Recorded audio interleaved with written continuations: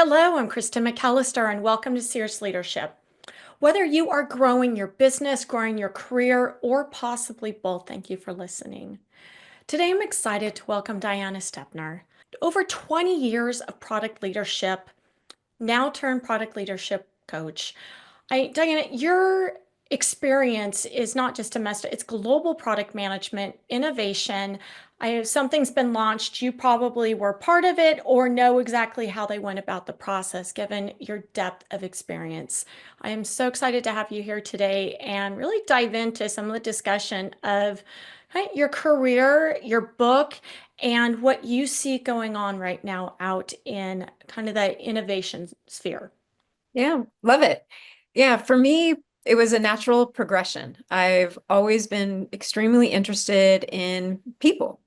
I mean, I grew up in Silicon Valley and, technology is the thing, but it was always the people behind the technology that really interested me and helping understand what it was that people needed from the technology, what was, to use a product phrase, the job to be done that they Mhm. were seeking from the product. And that has been the thing that's been the common thread throughout my career.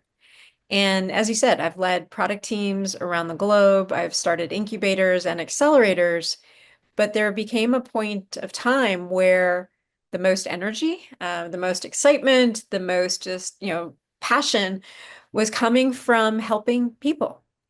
And those could be people in my team because, they were seeking to grow and develop. It could be, colleagues that I'd worked with previously who were reaching out just, for a sounding board, for some guidance. And I was always a member of product communities, so people just that I interacted with around product things. And I realized that a lot of my time, in a very good way, was being spent coaching people. And so last year I made the decision to go into coaching full time after having that just common thread become the thing that I really wanted to double down on.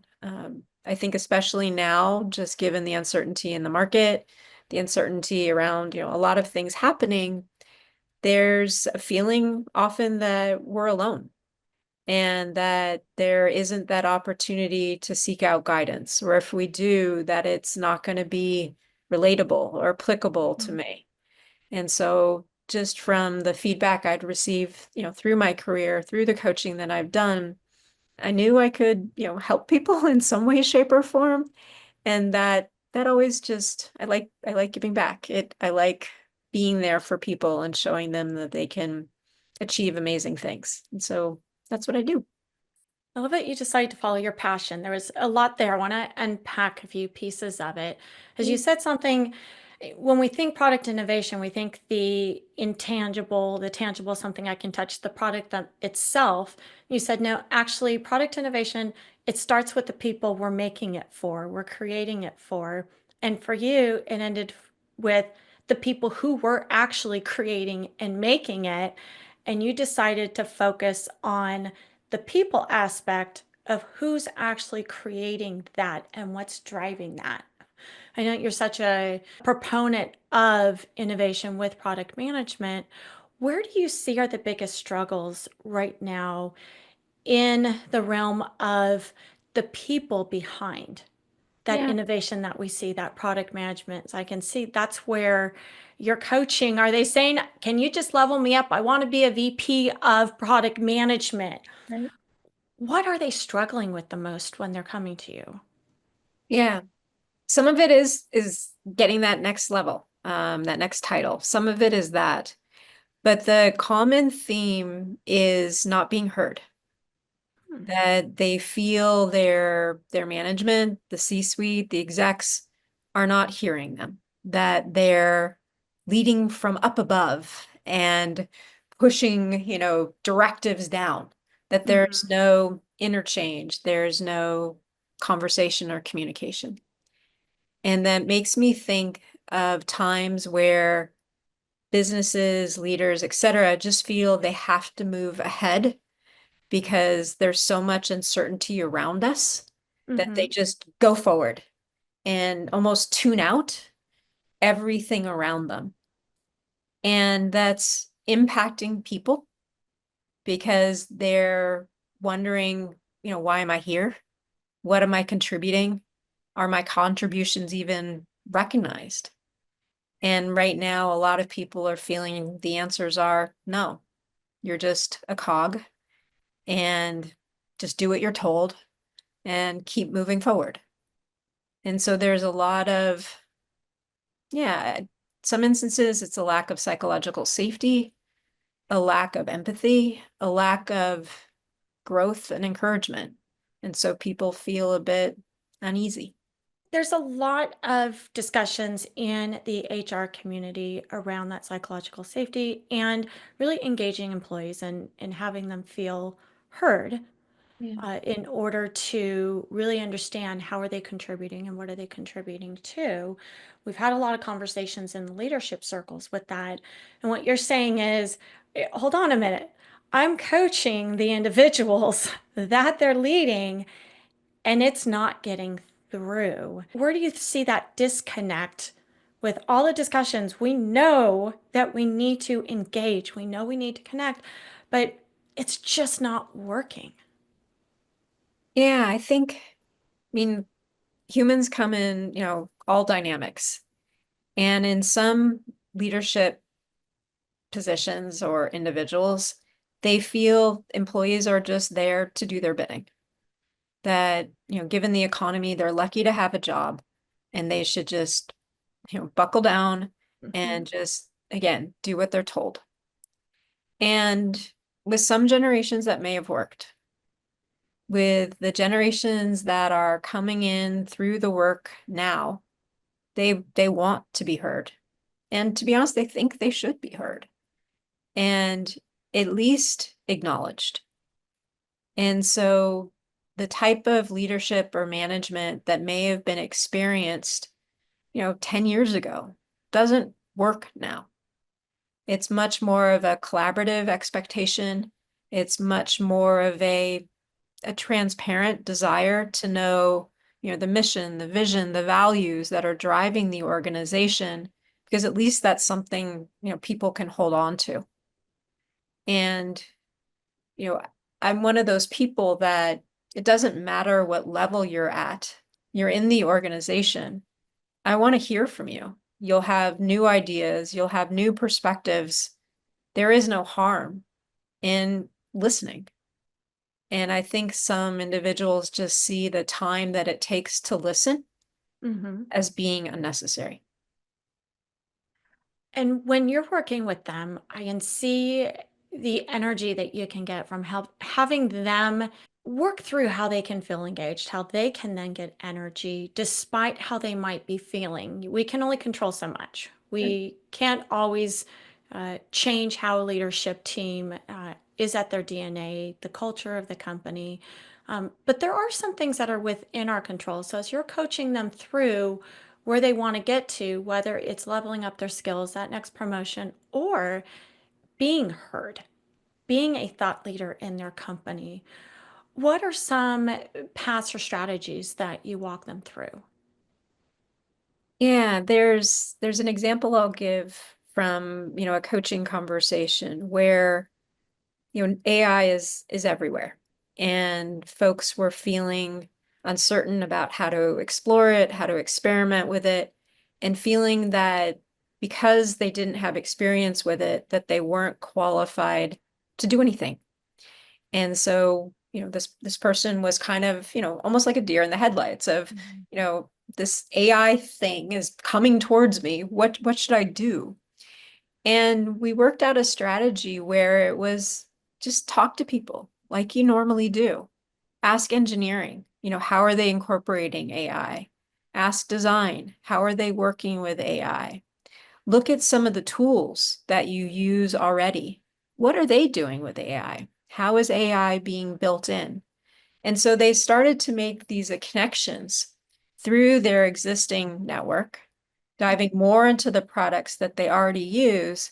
And they realized everybody's learning. I'm in the same place that others are too. And together, we can actually share knowledge, we can help the company, and we can move forward. And so now they're leading some AI initiatives. They're, creating more of a, learning community around AI. And it was just getting over that perception of I must be an expert to be able to learn, and taking a step back and realizing everybody's learning. There are, yes, there are experts, but in the situation that we're in today, everybody's learning. So let's just learn together. I love that you use the term learning community. We're seeing this pop up quite a bit amongst uh, not just middle managers. I think people who maybe even don't even want to be managers, but they want to be part of a team. And we're starting to see self-managed teams come out quite a bit. And they're creating, that's going to be my new favorite term, learning communities, is there's so much is evolving and changing.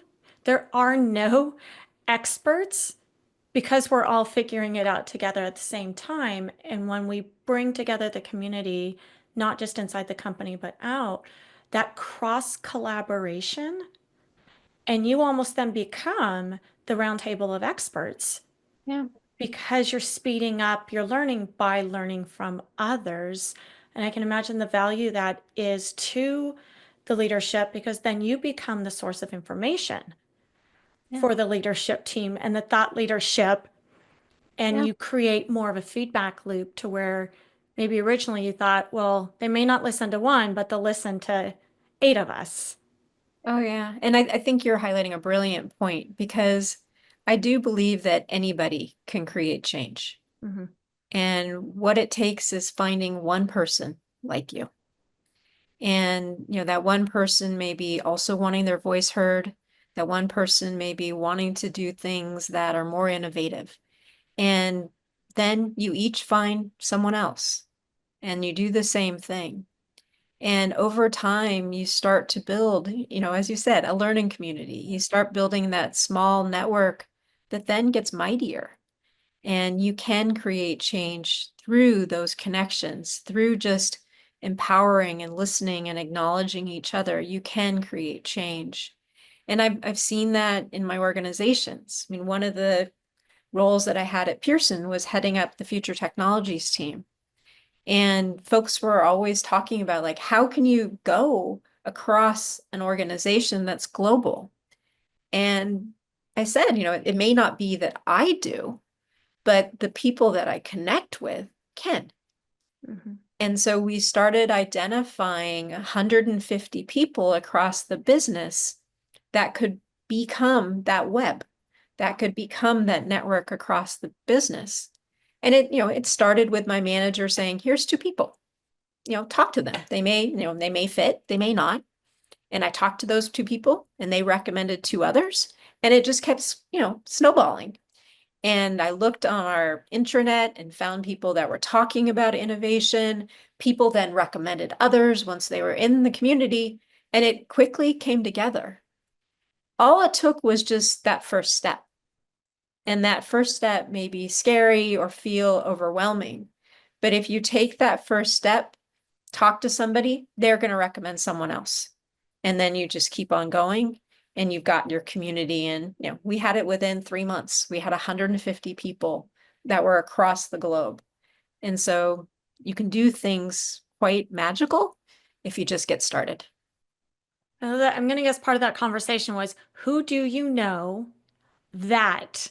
Yeah, How did you get clarity on what your ask is? Because when you build communities, when you get over the I have to do it alone, right. you get clarity on what help or support do I need, and then you've got to go make the ask. What Yeah. was that ask that was it? Do you know anyone who just is bored stiff and wants to do something fun and creative and innovative? Like, how did you articulate, I'm looking for like-minded people who Yeah. XYZ? What was that?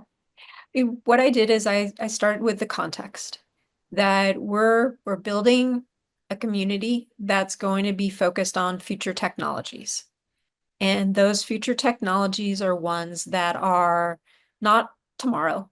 They're probably 2 to 3 years out. And we want to start building knowledge around those new technologies so that when that future time is today, we're prepared. So who do you recommend or who do you know in your network who's already thinking on the fringe? They're already spending time exploring the fringe. Who comes to mind? And then could you introduce or give me the details to be able to reach out to that person? So that was the ask. That's amazing. It's almost that you've got visionaries all throughout the organization, and who are Yeah, those future thinkers of that? exactly. And for us, given the size of the organization, I would say now it's almost, that size doesn't matter because we're all working, in different geographies, different, spaces, etc. And so by having people around the globe, we could have that context Mm-hmm. be delivered, if you were in Singapore or China or San Francisco or Latin America, there were connections that we created across all the different geographies. And so there was always someone, quote, awake or online that you could talk to and be able to explore an idea or give feedback on a prototype or suggest a topic for future discussion. Digging into that a little bit, for product management and product innovation, you were looking 2 to 3 years out. Has that 2 to 3 years out become 2 to 3 months out? What are you seeing? And are we seeing big leaps and bounds with product innovation right now? Or is it back to basics and no, we just need to do incremental?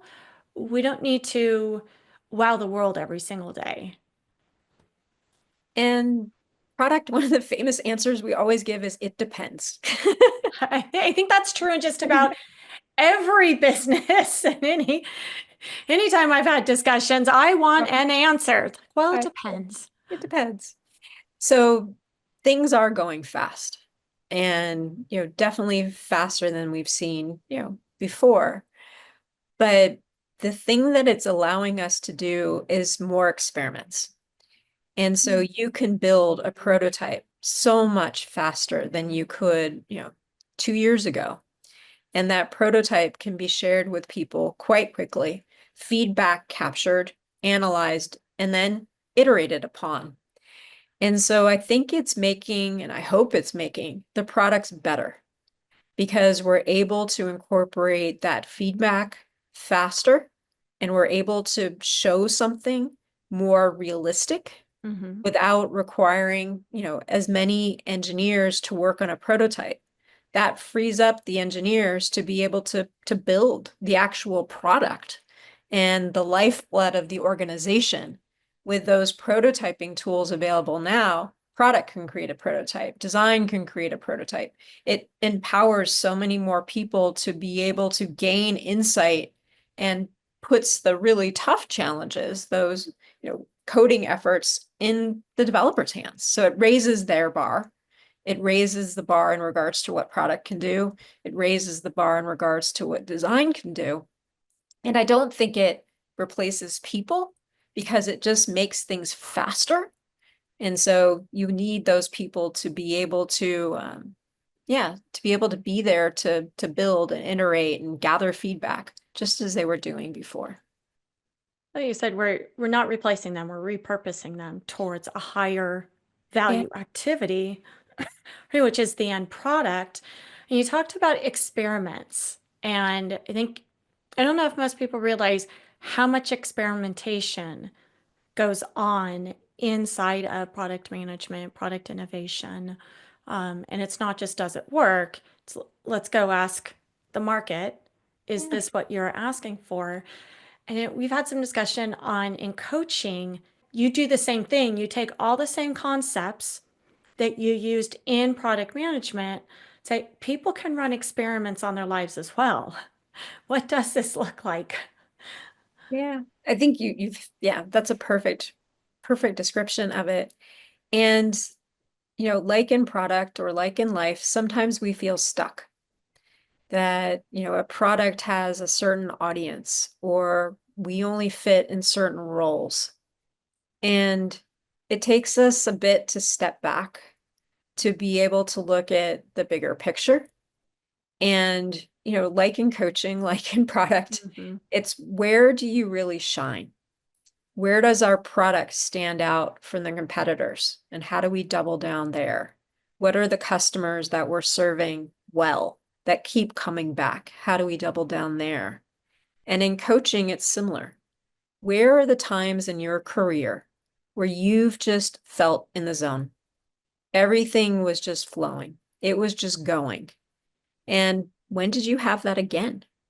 And so starting to look at those themes across your life where there have been times where time didn't matter. You were just doing work and you just enjoyed it. Everything was just going in the right direction.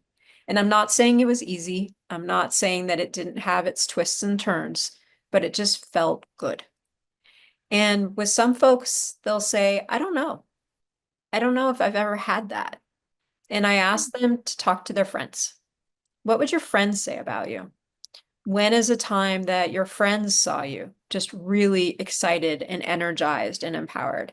And it may not be at work. It may be something else outside of that. But then that's a facet of you. And how can you weave that thread through other parts of your life? And it may be a new vertical, it may be a new role, it may be just a side hustle. But when were those times that you just felt alive? And let's focus on that. And you said it may not be that next thing. It might be something that's in parallel or off to the side. And I'm hearing this more and more that advancement in your career isn't a ladder anymore, it's a lattice. And Yeah. it might be side to side, it might be down, it might be on the outside. Yeah. And you look at when you're helping people align their work with who they are, not just what they do. What changes do you see in their results and or just being more fulfilled? Yeah, I think at least a lot of the people that I coach and a lot of people that I've worked with used to look for fulfillment from their job. Mhm. And it defined who they were.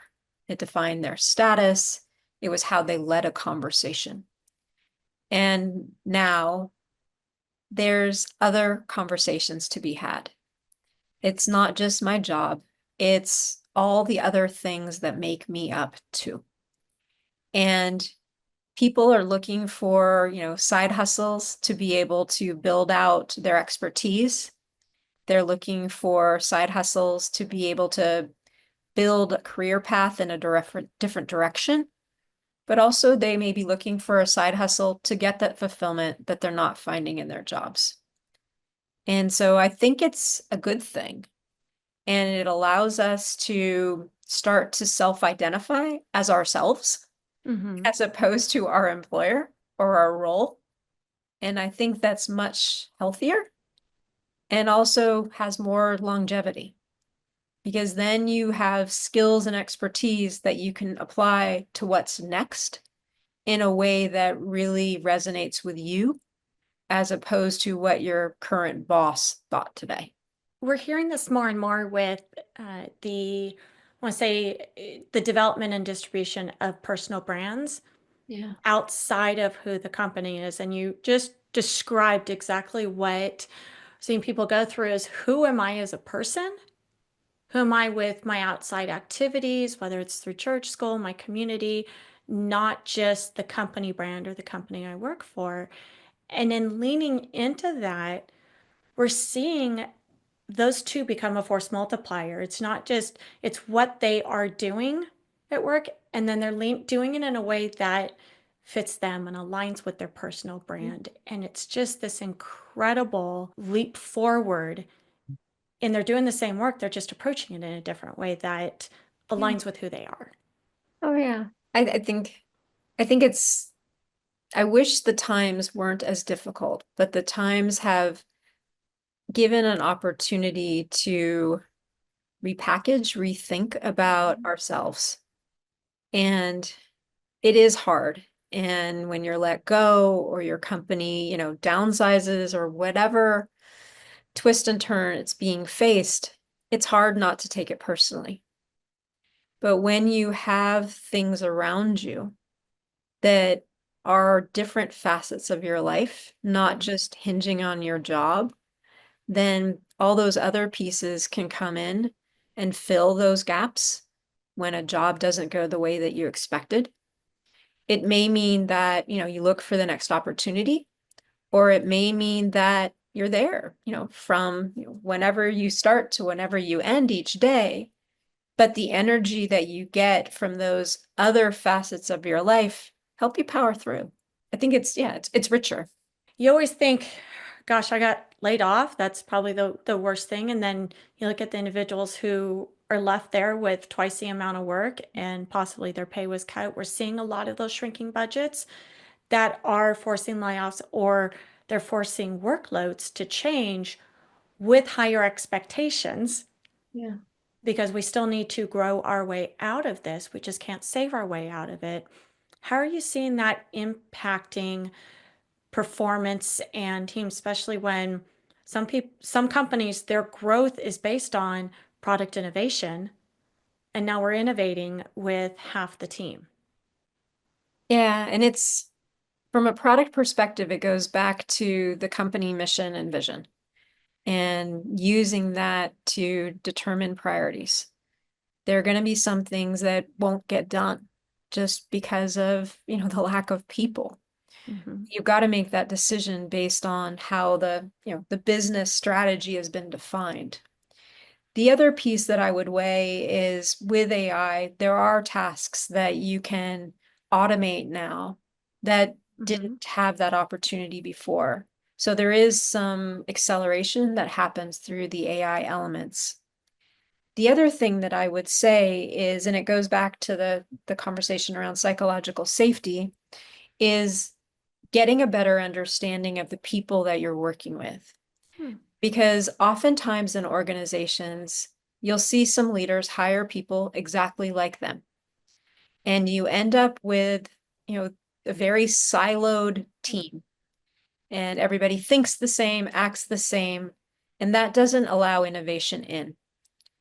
And so in times like these, I also recommend looking critically at your team. If you're a leader, if you're, part of a team, but you're an IC, look at the individuals around you and be able to identify that diversity of thought, that diversity of experience, those diversity of opinions. And that's what you want to pull in. Because in innovation or in times of rapid change, you want to have different viewpoints, not just one. And then you go into the experimentation, the iterations, etc. But if you're just testing the same thing over and over again, you're not going to be making progress. And that's going to hurt your business, I would say not in the long term, probably in the shorter term than you expect.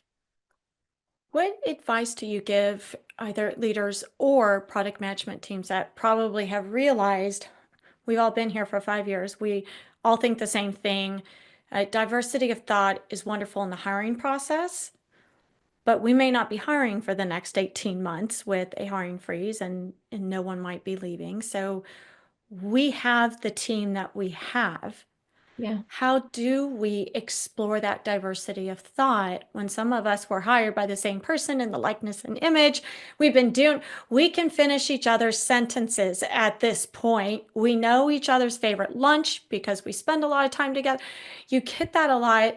How do you open up for that innovative thinking and that diverse thinking when you've got the team that you have? Yeah. And it circles us back to, some of the questions you're asking about what my clients are putting forward and invite those voices in that you previously, to be blunt, may have ignored. You've got talent in your business that's not feeling heard. Let them have a voice and you'll get some of that diversity in. The other pieces around it is we were talking about like that lattice type of approach in careers. Bring in a fractional person for a certain period of time to help you navigate some of those, ways of thinking that are just so ingrained you don't even notice it anymore. Bring in someone for a partial part of a project. The other piece that I would say, and again, it goes back to the product hat, is talk to your customers. They're going to be a diverse representation too. They might be in a similar niche, but they'll have different experiences. Talk to them. And I never say just build what they're asking for, but listen to them. Really listen to what, I'll be honest, what they may not be saying, but what they're implying. And get to know your customers better because that insight could actually inform how you move forward too. And yeah, I will circle back. There's just so much knowledge in an organization. We often close doors to their contributions. And I've heard, so many places, talk about, well, I'm a product person. I just talk to product people, or I talk to product and design and engineering because that's my triad. But what about customer success? What about sales? What about, other parts of the business? Bring them in too because they're going to have other perspectives that will help you uncover things that you wouldn't have thought of. I love it. And I think sometimes we think it's only the person who's sitting next to me or the one that I talk to the most or those that are within the walls of the company. What about the rest of the industry? What about parallel industries? I Mhm. think that people want to talk right now and want to collaborate. They just need someone to reach out to them and Yeah. say, let's talk. Or I think I'm seeing more roundtables, more communities. Um, Everyone's just feeling alone and siloed, I think, to some of your original points, and they want to explore those Yeah. possibilities. So from your experience, I know that you've got that 20 years of experience in global product management, and now you get to see it almost a cross section across your clients of various industries, various stages of careers, various cultures and companies. What would be your one piece of advice for business owners or leaders uh, when looking at kind of what is that next innovation or what's that next thing for their company with regard to not just the product, but also the people behind it? Yeah. And it's help them learn, give them opportunities to learn. And what I mean is there is so much change happening around us today. And in a lot of organizations, the amount of forms and people you need to talk to be able to try some of those products that are emerging now just burns people out. And so look at your organization and see how you can make it easier for people to learn.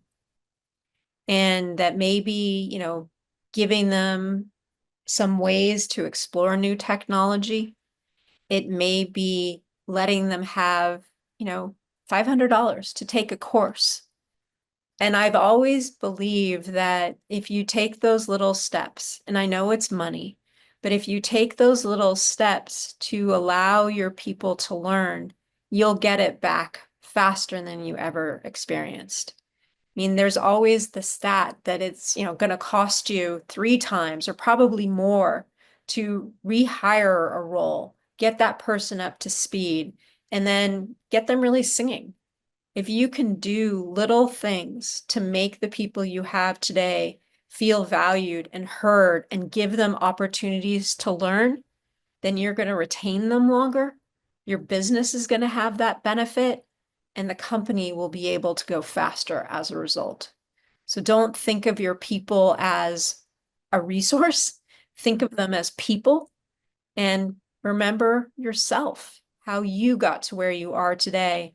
And somebody probably gave you a chance to learn and grow and make mistakes. Do that for someone else too. I love it. It reminds me of one of my favorite sayings is that adage of, what if I invest in my people and they leave? What if you don't invest in your people and they stay? Yeah. It's just always been one of my favorite. Diana, thank you so much for sharing not just your experience and some insights as to how to win the product in innovation game. It's some great tips, but also the people behind it and your cross-sectional perspective on how to really support the individuals who are going to go make that happen. Just some great ideas to not just be serious about how you're leading, but be an intentional leader. Yeah. Thank you. It's been wonderful speaking with you too. I greatly appreciate it. All right. Until next time. Thank you, Diana. Thank you.